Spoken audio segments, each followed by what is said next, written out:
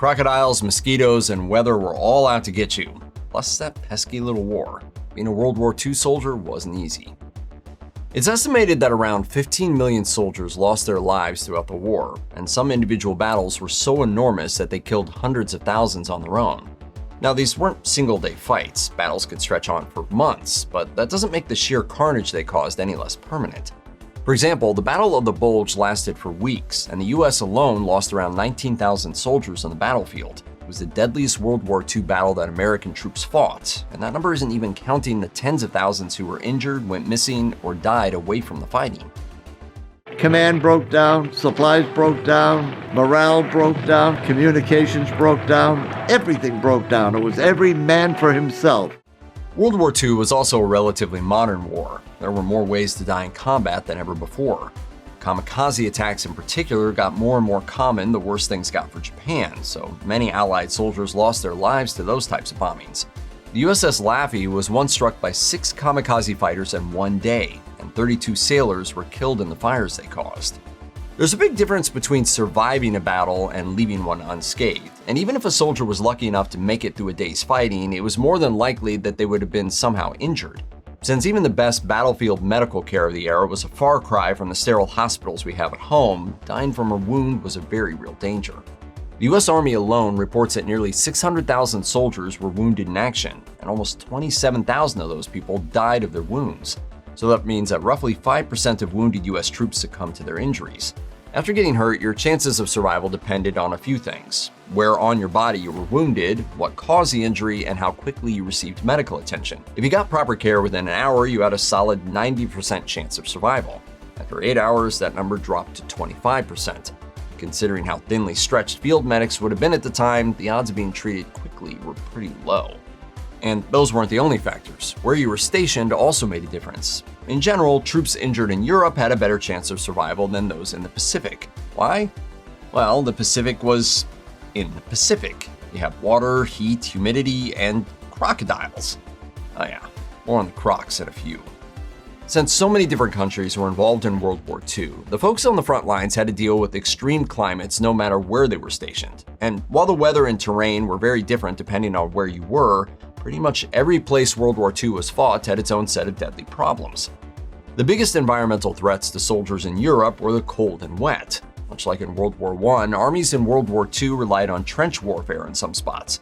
So when it rained, soldiers could be forced to stand in feet of water for days or weeks at a time, and many developed what's known as trench foot. At best, that was a seriously uncomfortable nuisance, but in extreme cases it could even cause gangrene and death.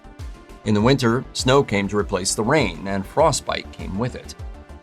We were inadequately clothed. We didn't have rubber overshoes. We didn't have overcoats. We didn't have gloves. We didn't have scarves. In the Pacific, Middle East, and North Africa, excessive heat could kill as easily as the cold. The days would get so hot that doing pretty much anything physical could be life-threatening, and soldiers could only perform hard labor at certain times without getting heat stroke. Considering most US troops came from more temperate regions by comparison, no one who shipped out could have been prepared for such extreme conditions on the battlefield. Even in the US, where soldiers were never really in danger of widespread attack coming to their doorstep, some truly horrible tragedies occurred that had nothing to do with the Axis powers.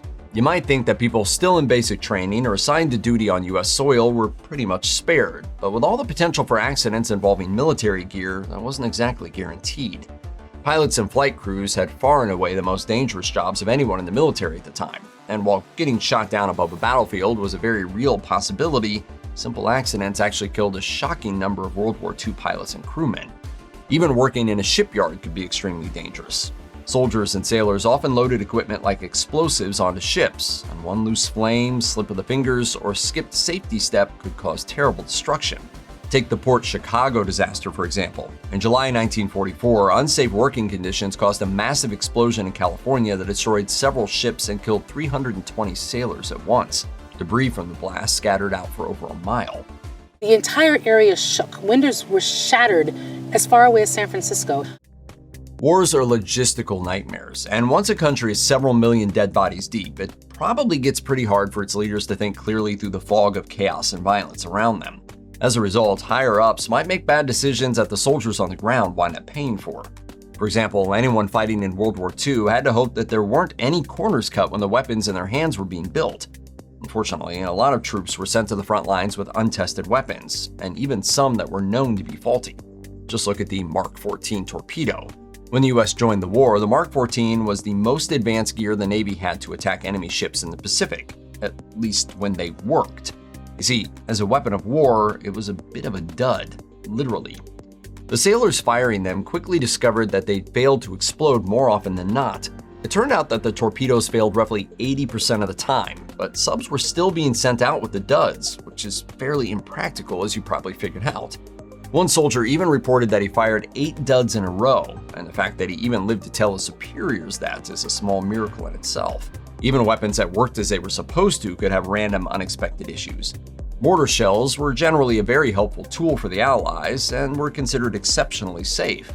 But that good record probably doesn't mean much to the families of the 38 US troops killed by mortar shells that blew up prematurely. With or without functioning artillery, people are perfectly capable of making grave errors on their own. And while the phrase, shoot at the enemy, sounds fairly straightforward in theory, it wasn't always that simple in the field. Battlefields are confusing places. You need to keep yourself alive while navigating all kinds of dangerous obstacles, usually while your eyes are filled with smoke, dirt, blood, and mud. And while dying from friendly fire is an unspeakable tragedy, it's not that surprising that it can happen in such a chaotic setting.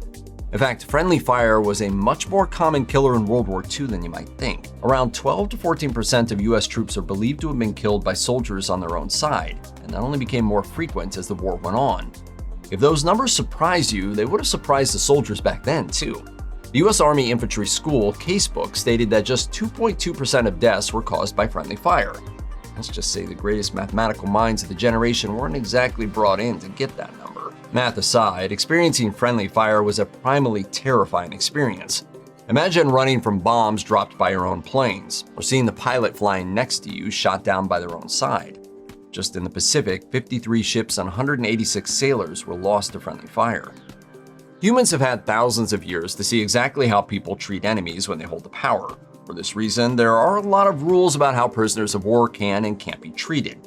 In theory, a soldier's captors can only be so inhumane, even if they've taken their mortal enemy prisoner. That's why in 1864, yes, way back then, the First Geneva Convention laid out the rules on how to treat prisoners of war. By World War II, these laws had come pretty far. POWs in World War I were treated so horribly that authorities realized the existing rules weren't good enough. The International Red Cross spent years drafting a new treaty for POWs, and the convention relative to the treatment of prisoners of war was ultimately signed in Geneva in 1929. This was actually the second significant upgrade to the original Geneva draft. The first was in 1906. But still, a decade later, the words on that particular piece of paper were a world away from the reality POWs experienced. The Geneva Convention, Article 2, prisoners of war. That happened a lot. Like a lot. The Japanese, German, and Soviet militaries regularly killed their POWs. Sometimes they did it by denying prisoners medicine and letting disease decimate their camp. Other times they were a little more direct. When the Allies invaded the Philippines in 1944, Japanese troops killed 139 American POWs by lighting a bunker on fire and shooting anyone who ran out. In turn, some Axis POWs were also victims of mass shootings and denied their basic rights. A lot of deaths also happened on smaller scales. Some German guards let Soviet POWs starve or freeze, while others would just straight up shoot or beat their prisoners for no reason. Prison camps weren't the only places that saw POWs mistreated. Many were forced to move from one place to another by their captors in forced death marches, an all too common atrocity that both sides of the war experienced. For dozens, if not hundreds of miles, troops fresh from battle were forced to march through difficult terrain and bad weather, and since so many were already exhausted and injured by the time they were captured, thousands of people died on the road. The infamous Bataan Death March saw 78,000 Filipino and US troops forced through the jungle to a POW camp 65 miles away. After weeks of fighting, they were sick, starving, and exhausted. Along the way, they were beaten for no reason, given very little food, and shot if they asked for water. Anyone who was injured, fell behind, or attempted to escape was killed. An estimated 10,000 men died. During the Sandakan death marches, Australian POWs were forced to march over 150 miles through the Borneo jungle. Anyone that couldn't walk was killed, and the dead were left where they fell as their friends were forced to go on. It wasn't just crazy humidity that did soldiers in. One British officer who survived the Lambsdorff Death March wrote about how he spent months fighting freezing temperatures, desperate hunger, fear, and death while traveling to the Lambsdorff prison camp. A Russian group of POWs had begun a separate march around the same time, but were shot and killed by planes from their own country. In turn, the Soviets forced the Germans on their own death march from Stalingrad. It was the middle of the winter at the time, and many German POWs died of exposure or starvation on the journey. Viruses and bacteria can enter your body in any number of ways. Too many ways to even think about, so just don't. And when they did, you were lucky if all they caused you was suffering. Dysentery, typhoid, and cholera killed millions of soldiers during the war. In the Pacific, mosquitoes spread malaria to so many troops that it became an epidemic. It didn't help that there was a shortage of quinine, the medicine used to treat it. POWs were given even less medical treatment in camps, and hundreds to thousands died of disease every month. Dysentery was particularly problematic in prison camps, as POWs didn't have the means to keep the little water they had clean. And as more and more people contracted it, more and more waste was released into the camp, and fewer had the strength to do anything about it. In those conditions, it was as much of a death sentence as the firing squad. Thanks to the all man-to-man combat that occurred during World War II, it's easy to forget that a lot of the fighting took place in what was essentially the wilderness. So, not only did soldiers have to deal with their human opponents, but they also had some animal adversaries that could be just as deadly.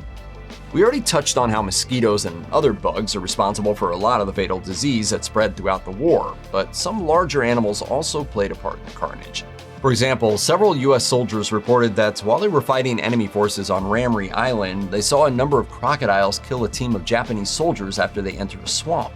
So it's our civil duty to try and clear this up. Did 500 Japanese soldiers get eaten by crocodiles? No. Did 1 or 2 or even 10? Oh, certainly. But still, the last thing we need to deal with in a war is crocodiles, so it's still pretty dark.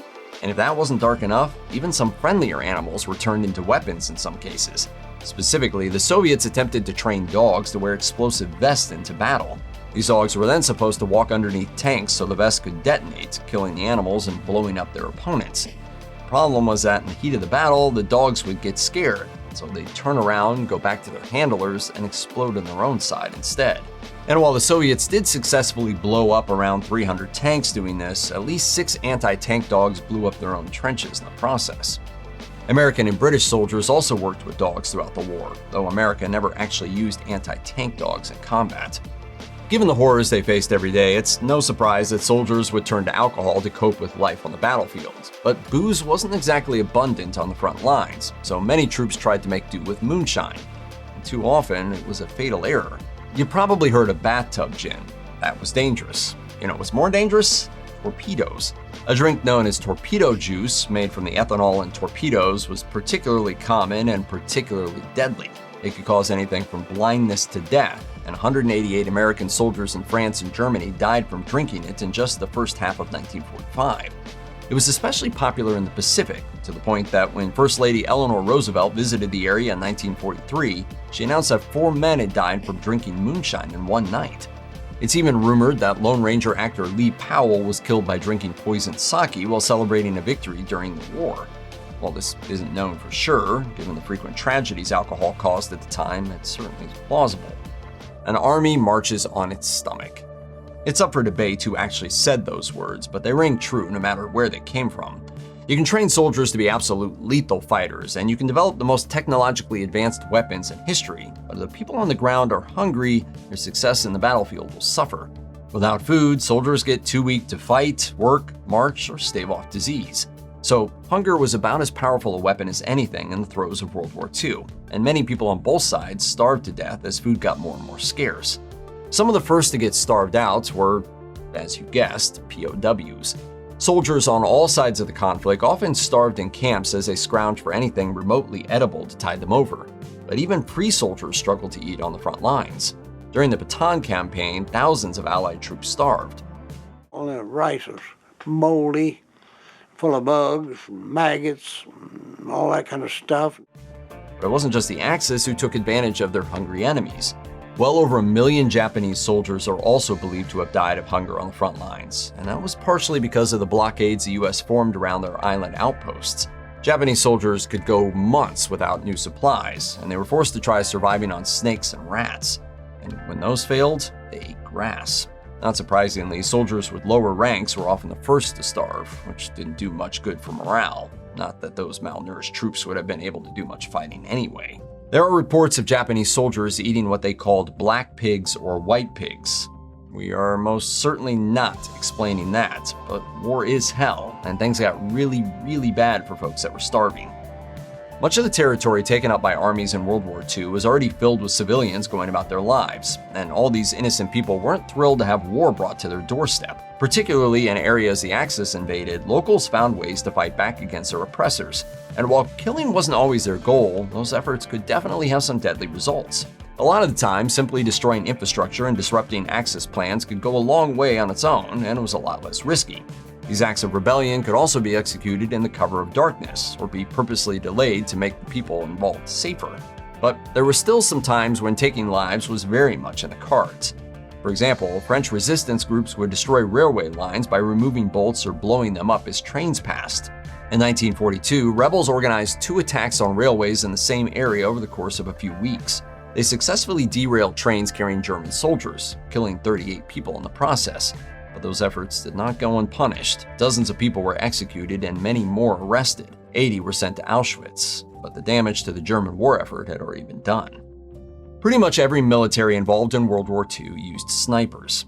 Put me in this here sniper rifle anywhere up to and including 1 mile of Adolf Hitler with a clear line of sight, sir. Pack your bags, fellas, war's over. It didn't really happen like that.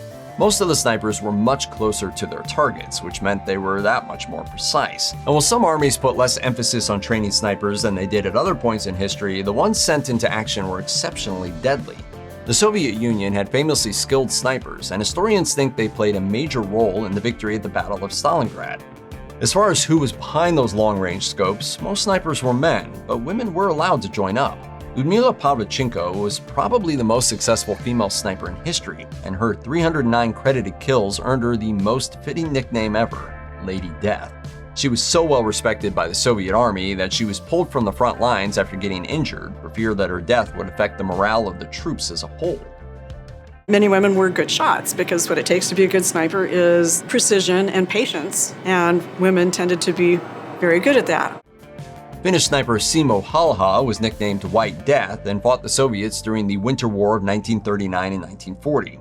In just a few months, he killed over 500 people and remains one of the great heroes of Finnish warfare.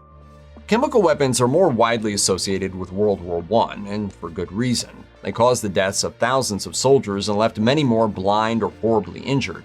They caused such immense carnage that both Roosevelt and Hitler refused to fight with them during World War II. Of course, the Nazis still used chemical weapons to kill millions of Jewish people and other civilians, but Allied soldiers were rarely sent to concentration camps and were much more likely to die by other means. The Japanese, on the other hand, did use chemical weapons, but mainly in the Sino-Japanese War. So Chinese soldiers were much more likely to die from a chemical attack at the time. Even back then, the use of these weapons was extremely controversial, and the Japanese destroyed most of the records after the war. In 2019, a detailed report of how Japan used blistering agents against Chinese soldiers was published. We don't know how many casualties these attacks caused, but it's more than likely that some victims of the strike wound up dead. During the Vietnam War, soldiers famously started to snap and kill their superior officers. Attacking platoon leaders like this became known as fragging, as soldiers often did the deed by lobbing a frag grenade into the officer's tent. And while we didn't get that term until Vietnam, the act of killing a superior officer wasn't exactly a new element of warfare. Though it was fairly rare, there were instances of soldiers killing their superiors during World War II, usually over a personal slight. Sometimes they'd even use grenades like they did in Vietnam. Lieutenant Harold Cady was killed while trying to arrest Private Herman Perry in Burma. Like many Black American soldiers, Perry was sick, exhausted, overworked, and felt mistreated by his superiors. He was also armed, and Cady wasn't. The lieutenant approached him anyway, trying not to show weakness in front of the other soldiers, and Perry shot him in the stomach before going on the run. He was eventually captured and hanged. In France, Private George Green Jr. was tried and executed for shooting and killing Corporal Tommy Lee Garrett for seemingly no reason other than Green wanted to hurt someone that day. Garrett's defense was that Garrett had accused him of spilling urine on the ground and grabbed him when he ordered him to clean it up. The witness claimed they heard Green say Garrett had a knife, but a report from the Board of Review branch office of the Judge Advocate General said Garrett was unarmed. Green was found guilty and executed for his crime. It goes without saying that war takes a severe toll on the human mind. Facing down the barrel of a gun day after day, watching friends suffer and die, and killing others to survive is an experience that only those who have gone through it can truly understand. Tragically, these experiences can be too much to bear, even for the people who believe they were fighting on the right side of history. A sad reality is that in every war, there will be soldiers who just can't cope with the trauma of the battle and think their only option is to take their own lives. That being said, surprisingly few soldiers died in that manner during World War II. Roughly 5 in every 100,000 soldiers took their own lives between 1944 and 1945. And that may be because World War II was the first time the US military really made an effort to prevent troops from doing so. But even if that number sounds small, that still adds up to thousands of troops who died that way, and every single one of those is a tragic loss. On the other side of the war, Axis troops suffered many crushing defeats, and some resorted to that method as a result. This was especially true in Japan, where soldiers and civilians alike took their own lives as the war came to an end. In Okinawa alone, 1/3 of the population succumbed to it.